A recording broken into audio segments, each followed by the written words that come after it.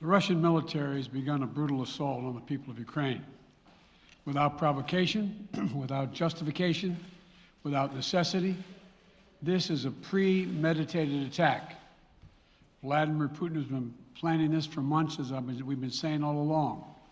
He moved more than 175,000 troops, military equipment, and positions along the Ukrainian border.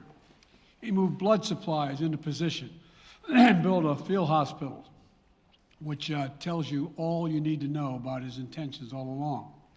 He rejected every good faith effort the United States and our allies and partners made to address our mutual security concerns through dialogue to avoid needless conflict and avert human suffering.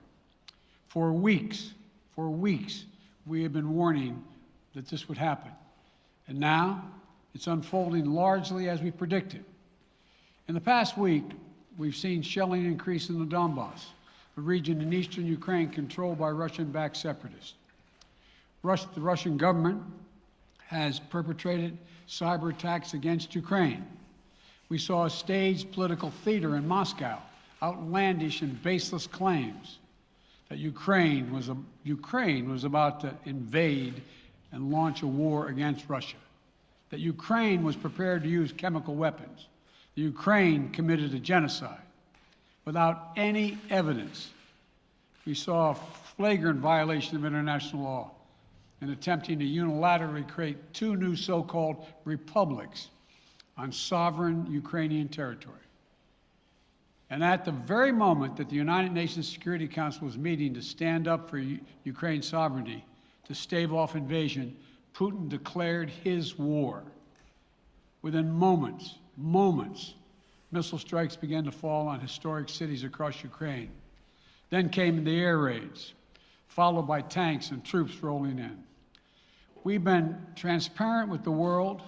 We've shared declassified evidence about Russia's plans and cyber attacks and false pretexts so that there could be no confusion or cover-up about what Putin was doing. Putin is the aggressor. Putin chose this war, and now he and his country will bear the consequences. Today, I'm authorizing additional strong sanctions and new limitations on what can be exported to Russia. This is going to impose severe cost on the Russian economy, both immediately and over time.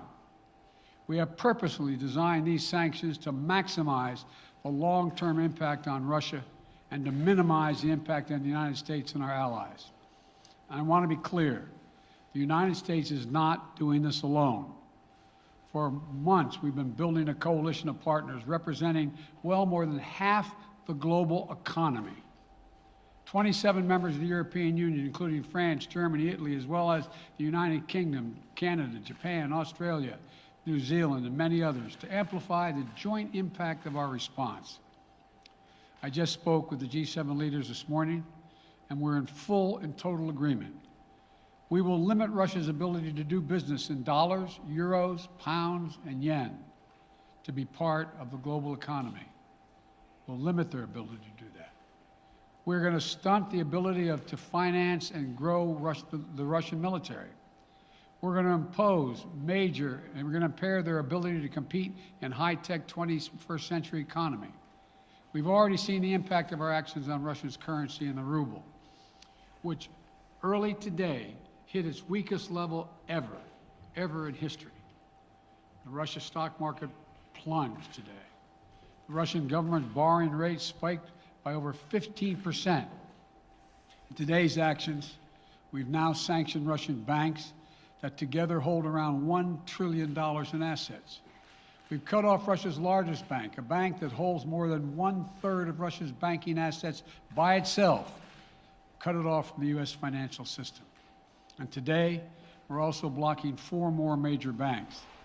That means every asset they have in America will be frozen. This includes VTB, the second largest bank in Russia, which has $250 billion in assets. As promised, we're also adding the names to the list of Russian elites and their family members that we're sanctioning as well. As I said on Tuesday, these are people who personally gained from the Kremlin's policies, and they should share in the pain. We will keep up this drumbeat of those designations against corrupt billionaires in the days ahead. On Tuesday, we stopped the Russian government from raising money from U.S. or European investors. Now we're going to apply the same restrictions to Russia's largest state-owned enterprises, companies with assets that exceed $1.4 trillion. Some of the most powerful impacts of our actions will come over time as we squeeze Russia's access to finances and technology for strategic sectors of its economy and degrade its industrial capacity for years to come. Between our actions and those of our allies and partners, we estimate that we'll cut off more than half of Russia's high-tech imports. It'll strike a blow to their ability to continue to modernize their military. It'll degrade their aerospace industry, including their space program. It'll hurt their ability to build ships, reducing their ability to compete economically. And it will be a major strategic ambitions. And we're preparing to do more. In addition to the economic penalties we're imposing, we're also taking steps to defend our NATO allies, particularly in the East. Tomorrow, NATO will convene a summit. We'll be there to bring together the leaders of 30 allied nations and close partners to affirm our solidarity and to map out the next steps we will take to further strengthen all aspects of our NATO alliance. Although we provided over $650 million in defensive assistance to Ukraine just this last year, let me say it again. Our forces are not and will not be engaged in the conflict with Russia in Ukraine. Our forces are not going to Europe to fight in Ukraine, but to defend our NATO allies and reassure those allies in the East. As I made crystal clear, the United States will defend every inch of NATO territory with the full force of American power. And the good news is, NATO is more united and more determined than ever. There is no doubt that the United States and every NATO ally will meet our Article 5 commitments, which says that an attack on one is an attack on all. Over the past few weeks, I ordered thousands of additional forces to Germany and Poland as part of our commitment to NATO. On Tuesday, in response to Russia's aggressive action, including its troop presence in Belarus and the Black Sea, I've authorized the deployment of ground and air forces already stationed in Europe to NATO's eastern flank allies, Estonia, Latvia, Lithuania, Poland, and Romania.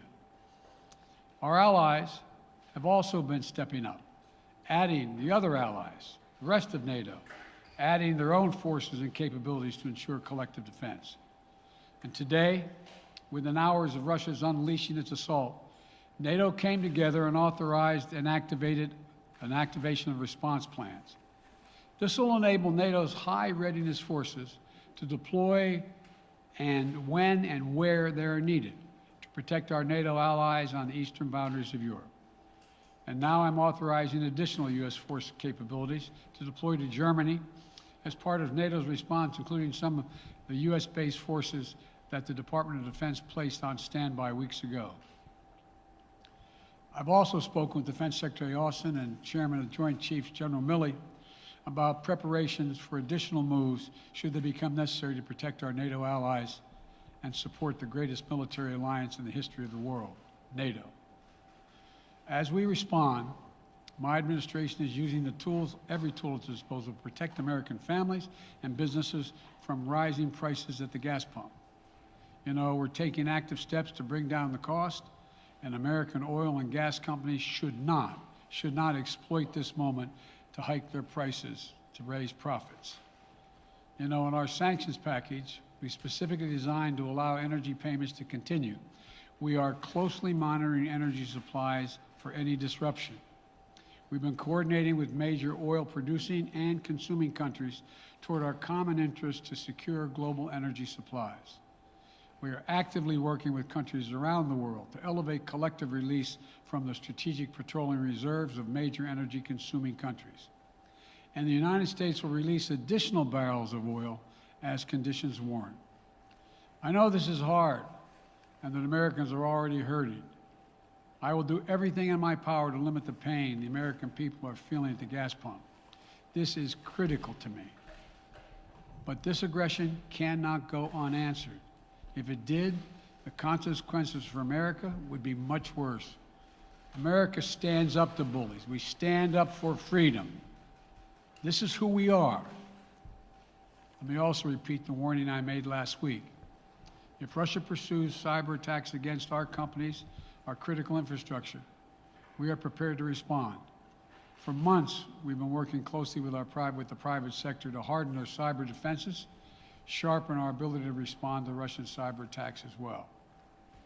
I spoke last night to President Zelensky of Ukraine, and I assured him that the United States, together with our allies and partners in Europe, will support the Ukrainian people as they defend their country. We'll provide humanitarian relief to ease their suffering. And in the early days of this conflict, Russia propaganda outlets will keep trying to hide the truth and claim success for its military operation against a made-up threat. But history has shown, time and again, how swift gains in territory eventually give way to grinding occupations, acts of mass civil disobedience, and strategic dead ends. The next few weeks and months will be hard on the people of Ukraine. Putin has unleashed a great pain on them, but the Ukrainian people have known 30 years of independence, and they have repeatedly shown that they will not tolerate anyone who tries to take their country backwards. This is a dangerous moment for all of Europe, for the freedom around the world. Putin has committed an assault on the very principles that uphold the global peace. But now, the entire world sees clearly what Putin and his Kremlin allies are really all about. This was never about a genuine security concerns on their part. It was always about naked aggression, about Putin's desire for empire by any means necessary, by bullying Russia's neighbors through coercion and corruption, by changing borders by force, and ultimately by choosing a war without a cause. Putin's actions betray his sinister vision for the future of our world, one where nations take what they want by force. But it is a vision that the United States and freedom-loving nations everywhere will oppose with every tool of our considerable power. The United States and our allies and partners will emerge from this stronger, more united, more determined, and more purposeful. And Putin's aggression against Ukraine will end up costing Russia dearly, economically and strategically. We will make sure of that. Putin will be a pariah on the international stage. Any nation that countenances Russia's naked aggression against Ukraine will be stained by association. When the history of this era is written, Putin's choice to make a totally unjustifiable war on Ukraine will have left Russia weaker and the rest of the world stronger. Liberty, democracy, human dignity, these are the forces far more powerful than fear and oppression. They cannot be extinguished by tyrants like Putin and his armies. They cannot be erased by from people's hearts and hopes by any amount of violence and intimidation. They endure. In the contest between democracy and autocracy, between sovereignty and subjugation, make no mistake, freedom will prevail. God bless the people of a free and democratic Ukraine. May God protect our troops. Mr. President. Associated Press, Zeke. So do you have any plans to speak with President Putin at this point? And what interactions have you had with the Russian government? I heard the first part. Do I have any plans to speak with Putin at this point, and what? What communications have you had with the Kremlin as far as military operations in Ukraine and making sure this does not spiral into a larger conflict? Well, it's a large conflict already. The way we're going to ensure it's not going to aspire to a larger conflict is by providing all the forces needed in the Eastern European nations that are members of NATO. NATO is more united than it's ever been, and I have no plans to talk with Putin. Wall Street Journal, Tarina. Mr. President, you didn't mention SWIFT in your sanctions that you announced. Is there a reason why the U.S. Isn't doing that? Is there a disagreement among allies regarding SWIFT and whether Russia should be allowed to be a part of it? The sanctions that we proposed on all their banks have of equal consequence, maybe more consequence than SWIFT, number one. Number two, it is always an option, but right now that's not the position that the rest of Europe wishes to take. Cecilia Vega, ABC. Sir, sanctions clearly have not been enough to deter Vladimir Putin to this point. What is going to stop him? How and when does this end? And do you see him trying to go beyond Ukraine? And a second question I'll just give to you now. This statement that he gave last night, the threat that he gave, the West will face consequences greater than any you have faced in history. Is he threatening a nuclear strike? I have no idea what he's threatening. I know what he has done, number one. And number two, no one expected the sanctions to prevent anything from happening. It has to show, this is going to take time, and we have to show resolve so he knows what's coming. And so the people of Russia know what he's brought on them. That's what this is all about. This is going to take time. It's not going to occur, he's going to say, oh my God, these sanctions are coming, I'm going to stand down. He's going to test the resolve of the West to see if we stay together, and we will. We will, and it will impose significant costs on him. Will he go beyond Ukraine, sir? Do you see him going? Yes. Thank you. All right, two topics, just really quick. First, markets are down and gas prices are up. I know you always stress the difference between Wall Street and Main Street, but everybody seems to be in for some economic pain. How economically painful is it going to get for people in this country? And I do have one more question. First of all, there's no doubt that when a major nuclear power attacks and invades another country, that the world is going to respond, and markets can respond all over the world. So there's no doubt about that, number one. Number two, the notion that this is going to last for a long time is highly unlikely as long as we continue to stay resolved in imposing the sanctions we're going to impose on Russia, period. What's your next question? I'm sorry. The next question is, did you underestimate Putin, and would you still describe him the way that you did in the summer as a worthy adversary? At the time, he was, I made it clear, as an adversary, and I said he was worthy. I didn't underestimate him.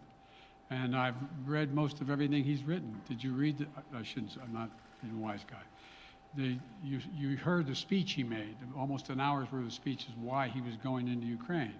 He has much larger ambitions in Ukraine. He wants to, in fact, reestablish the former Soviet Union. That's what this is about.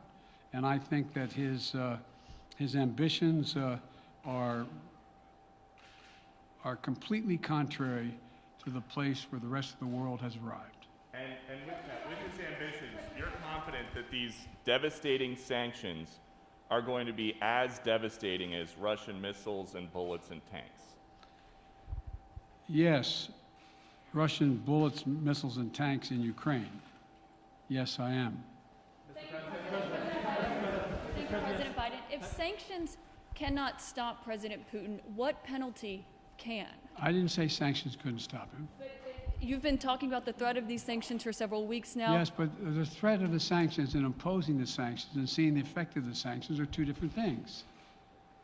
They're two different things. And we're now he's going to begin to see the effect of the sanctions.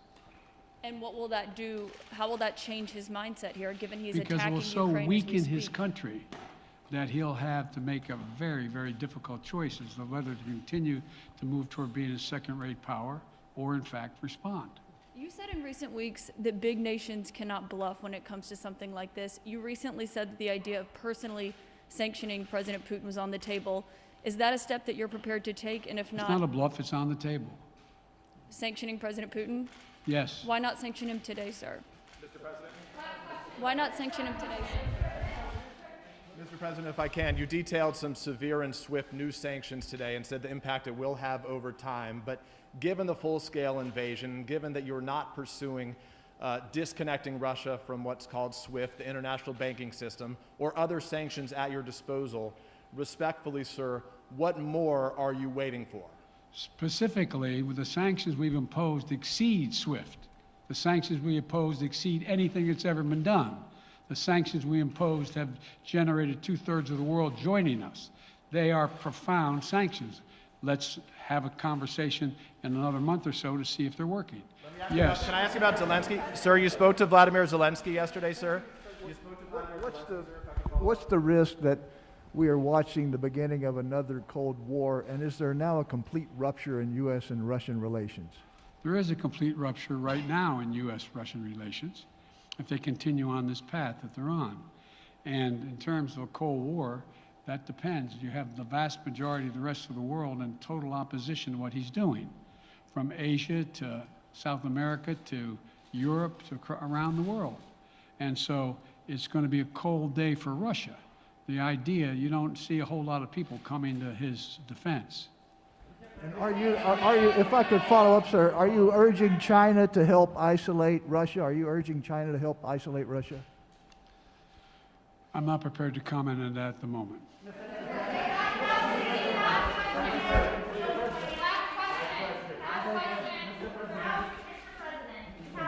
No. Yeah. No. He's had his hand up a long time. Thank you, Mr. President. How concerned are you that Putin wants to go beyond Ukraine into other countries, and the U.S. will have to get involved if he moves into NATO countries? Well, if he did move into NATO countries, he will be involved. We will be involved. The only thing that I'm convinced of is if we don't stop now, he'll be emboldened. If we don't move against him now with these significant sanctions, he will be emboldened. Look, you know, well, anyway. Can you talk anything more about your conversation? Mr. President.